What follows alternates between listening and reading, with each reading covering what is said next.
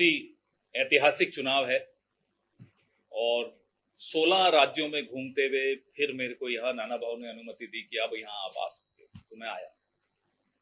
16 राज्यों में ऐसा नहीं है कि सिर्फ साउथ की बात कर रहा हूं मैं इसमें राजस्थान, गुजरात, उत्तर प्रदेश, मध्य प्रदेश, छत्तीसगढ़, ओडिशा, कई राज्यों में घूमते घामते यहां आया। तो आप देख रहे हैं कि थकान नहीं है, मुंह पे सबके मुस्कान है, क्योंकि जो माहौल दिख रहा है, माहौल बदलाव का दिख रहा है, परिवर्तन का दिख रहा है। प्रधानमंत्री जब भी मुंह खोलते हैं कोई विवाद पैदा करने की कोशिश कर रहे हैं और यह दिखाता है कि वो खुद समझ गए हैं कि 4 जून को क्या होने वाला है।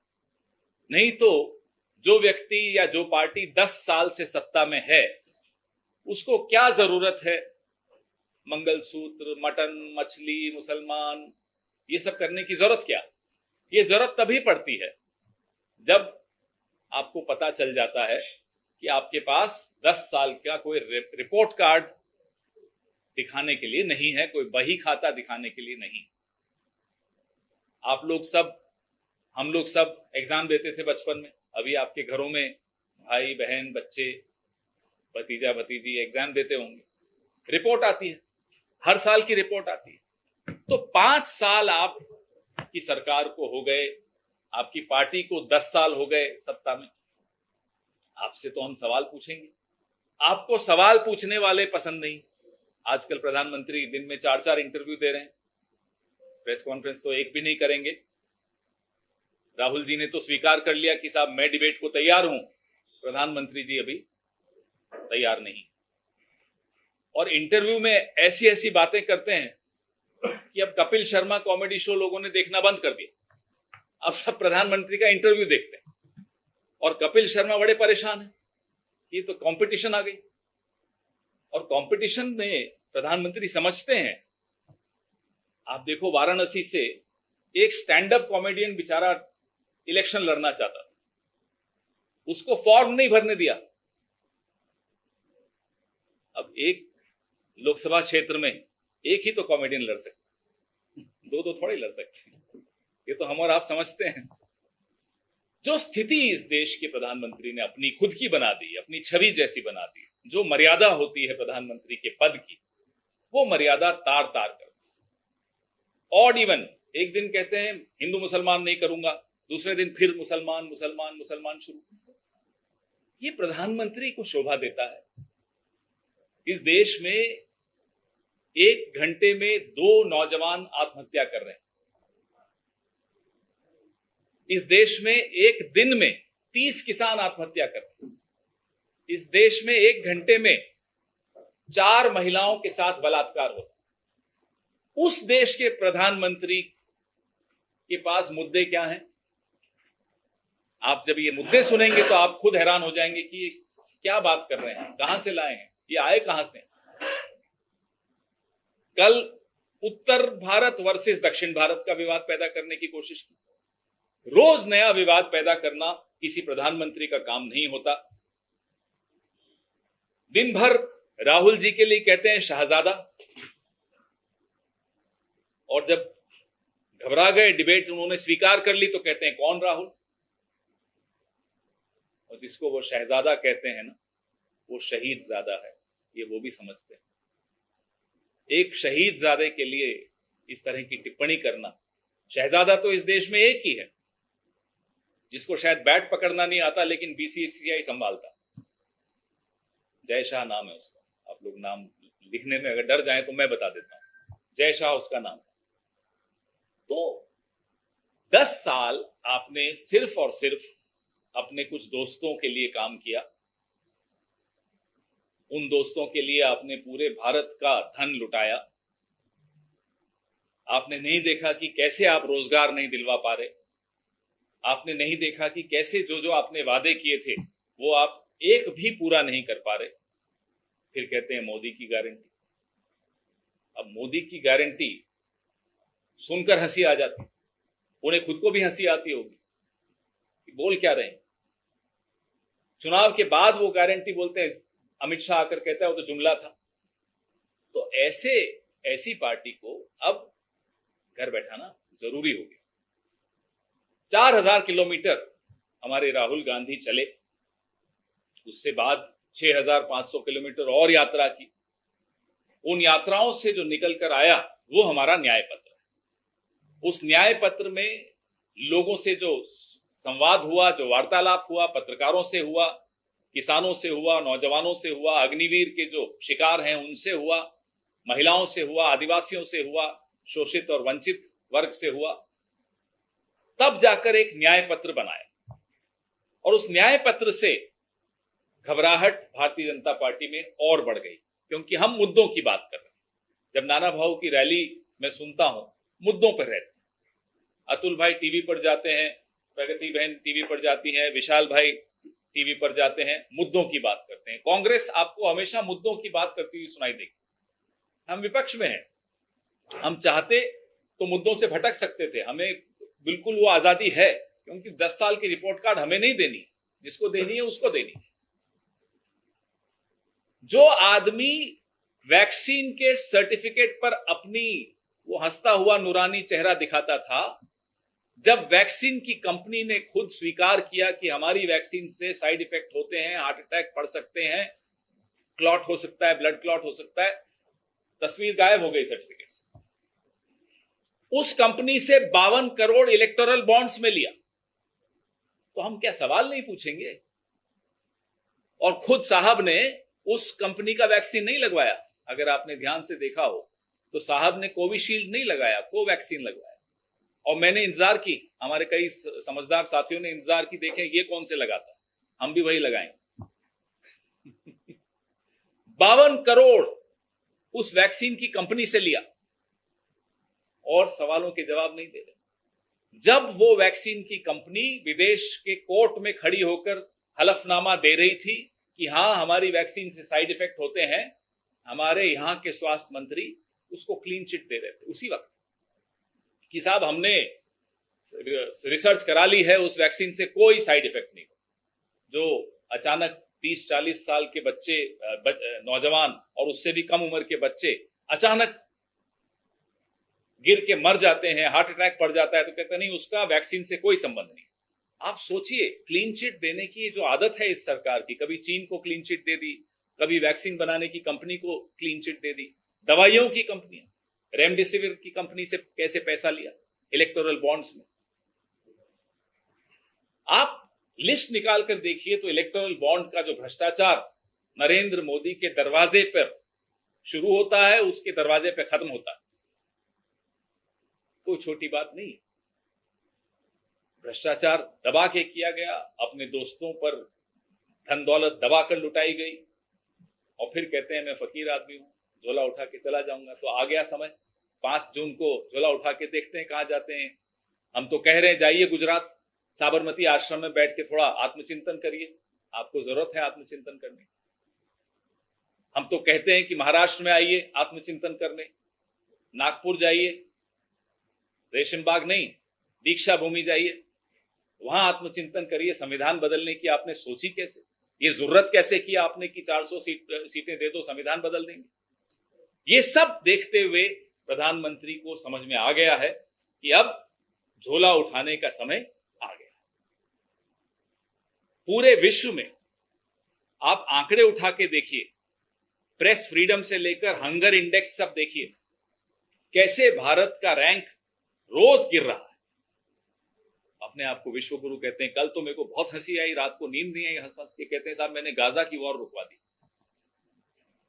और पत्रकार भी हमारे दोस्त हैं, अब क्या कहें, कोई सवाल नहीं पलट के पूछ रहा। पप्पा ने यूक्रेन की वॉर रुकवा दी, पप्पा ने गाजा की वॉर रुकवा दी, पप्पा मणिपुर नहीं जा पाए। ये पप्पा हैं। मणिपुर जाने की हिम्मत नहीं, मणिपुर का नाम लेने की हिम्मत नहीं। महाराष्ट्र में मुझे लगता है महाराष्ट्र का प्रभाव देश के कई राज्यों पर इस चुनाव में हो रहा है। जो महाराष्ट्र में इन्होंने पाप किया, ये जो टुकड़े टुकड़े गैंग की सरकार चल रही है, जिन्होंने एनसीपी को तोड़ दिया, ये टुकड़े कर दिए, शिवसेना के टुकड़े कर दिए। तो असली टुकड़े टुकड़े गैंग ये दो गुजराती जिन्होंने पार्टियां तोड़ी हैं। और ये बात लोगों को अच्छा नहीं लगी, पूरे देश में लोगों को नागवार लगी कि ये क्या कर रहे हैं। एक सिंपैथी वेव है महाराष्ट्र में, एंटी इनकम्बेंसी केंद्र के खिलाफ है और उसका प्रभाव गुजरात तक में आया। गुजरात में भी नतीजों पे आपको उसका प्रभाव दिखेगा और बाकी राज्यों में भी। तो महाराष्ट्र से हमें लगता है एक लहर उठी है केंद्र सरकार के खिलाफ, भाजपा के खिलाफ, नरेंद्र मोदी के खिलाफ, गुजरात के दोनों भाइयों के, मोटा भाई छोटा भाई के खिलाफ। और उस लहर का असर पूरे देश में आपको देखने को मिलेगा। हम यहां बहुत आत्मविश्वास के साथ बोल रहे हैं कि हम ऐसा नतीजा महाराष्ट्र में दिखाएंगे देश को कि लोगों को आइंदा किसी पार्टी को तोड़ने से पहले 10 बार सोचना पड़ेगा कि ये पाप बर्दाश्त यहां की जनता नहीं करेगी। आपके सवाल नहीं, आप सवाल महाराष्ट्र में आज यहाँ से सबसे ज्यादा भाजपा आघाड़ी की कितनी चीजें आप कांग्रेस पार्टी एक्सपेक्ट कर रही है, लड़ाई किस तरह से? हम लोग 35 के आसपास लाएंगे। 35 तो दिल्ली में है, 35 के आसपास की है। और कांग्रेस पार्टी, मुझे बहुत आत्मविश्वास है, मैंने नाना भाऊ से भी डिस्कस नहीं किया, मुझे लगता है 17 में से 16 हमारी, 15 से 16 हमारी आएंगी।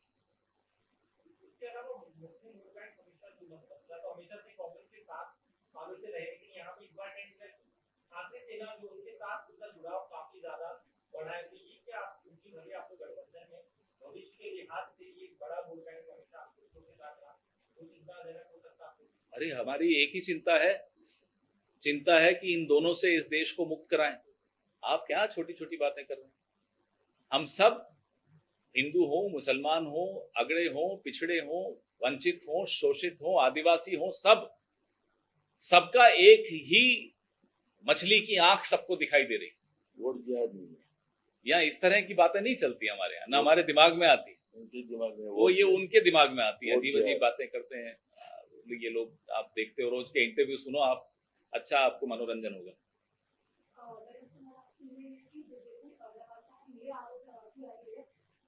कांग्रेस जो है वो तुष्टिकरण की राजनीति करती है और उनके पास में ऐसा कोई चेहरा नहीं है। ऐसे में आप लोग किस तरीके से देखते हैं और अभी तक आपकी पार्टी में पीएम चेहरा को लेकर कोई भी आपके दोनों सवालों का जवाब।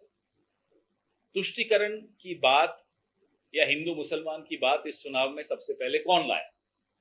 नरेंद्र मोदी लाए। हमारे न्याय पत्र में कहीं हिंदू मुसलमान का जिक्र हो तो चुनौती हमने नरेंद्र मोदी जी को दी थी।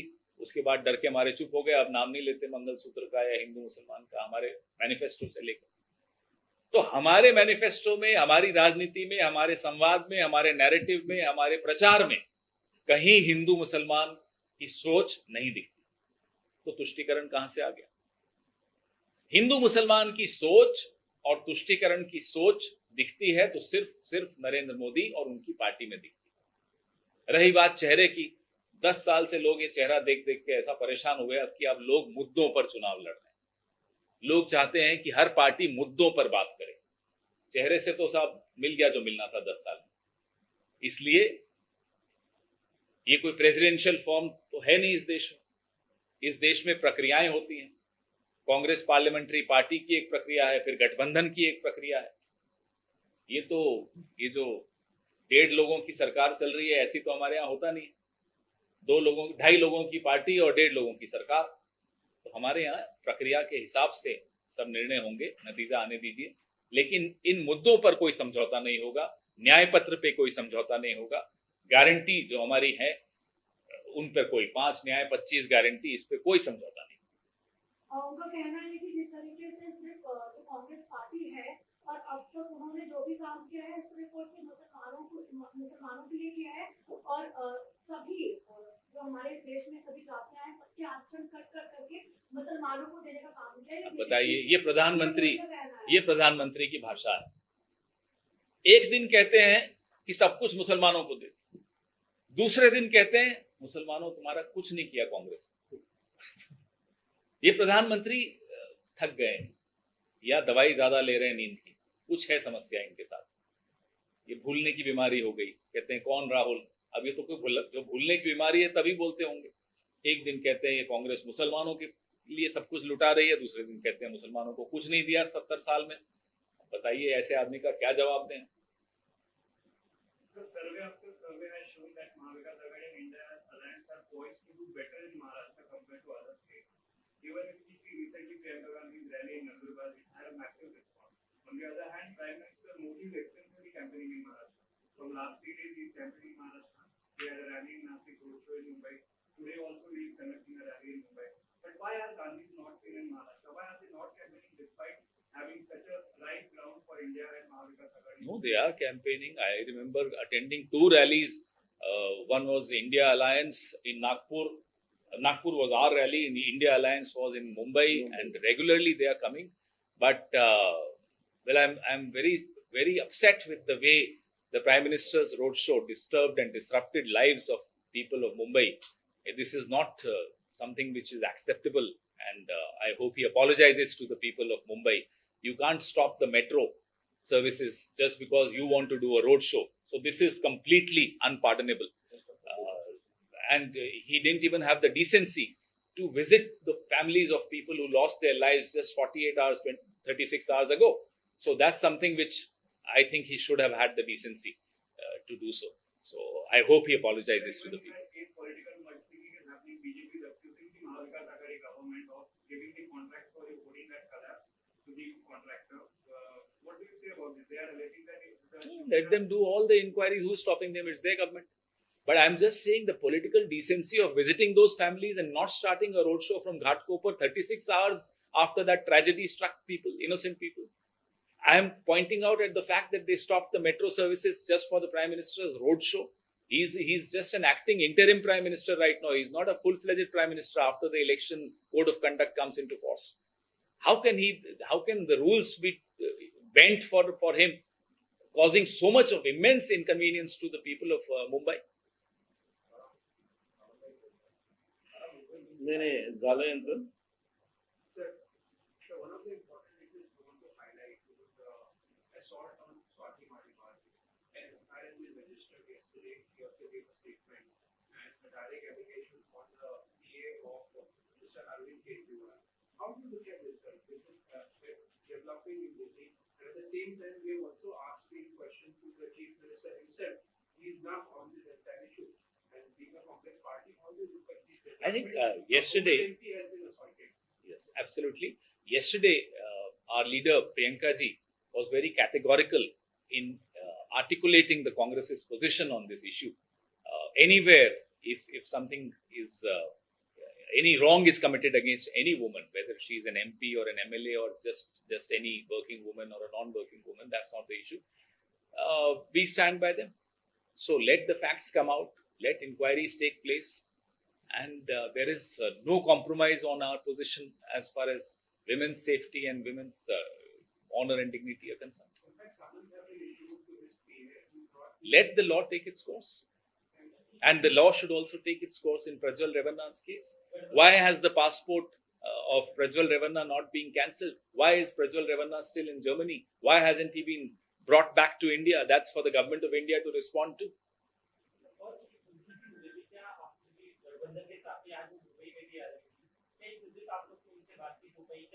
नहीं, ये तो अभी उनकी पार्टी का और पार्टी और पुलिस के बीच का मामला है, एक सबजुडिस मामला है, एक उसमें कानूनी कार्रवाई का मामला है, तो उसमें पार्टियों का आपस में इस पे बात होने की कोई आवश्यकता नहीं है। हमारी पार्टी के जो स्टैंड था वो कल प्रियंका जी ने बड़े स्पष्ट रूप से बताया।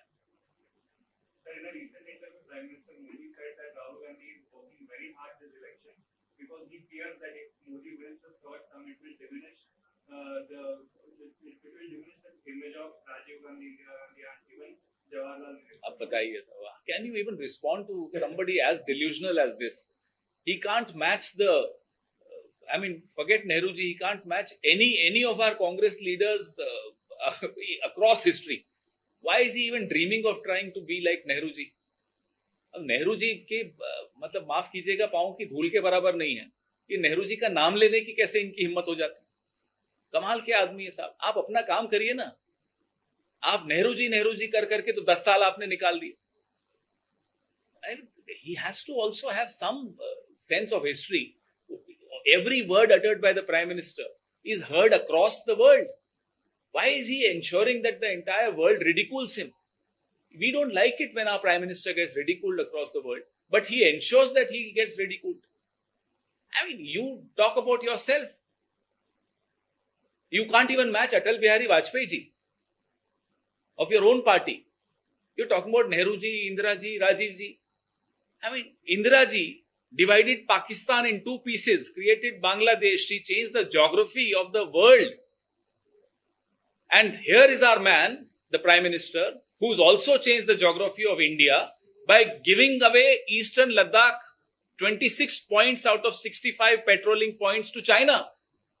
Not only did he give up those 26 patrolling points, he also gave a clean chit to China. How can he even compare himself with Indira ji? I mean, you know, it is ridiculous. Even Kapil Sharma would burst out laughing.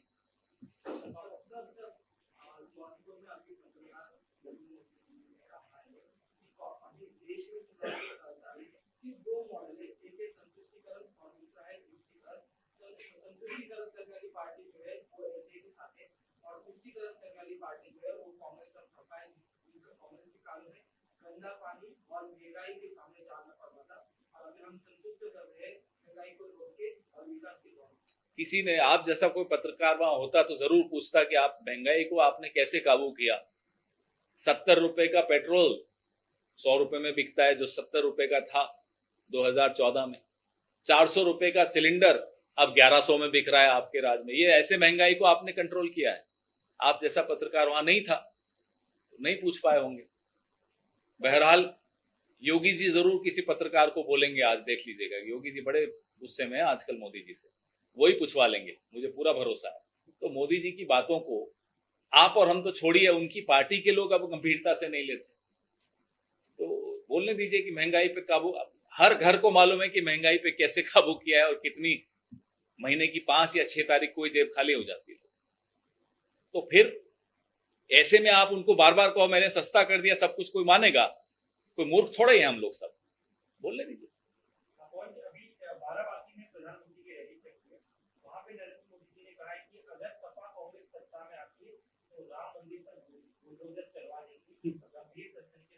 कैसी कैसी बातें करते हैं. मजाक मतलब की हद होती. मंदिर कैसे बना?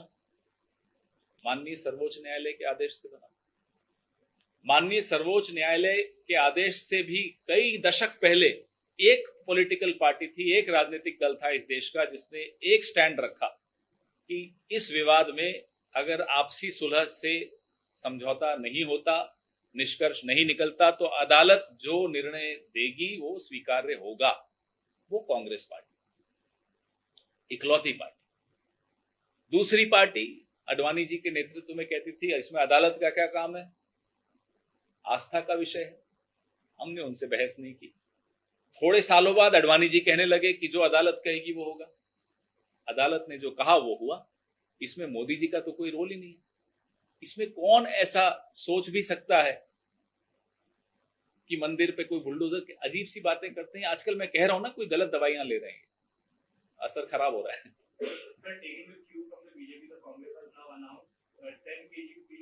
No, I take strong. I take.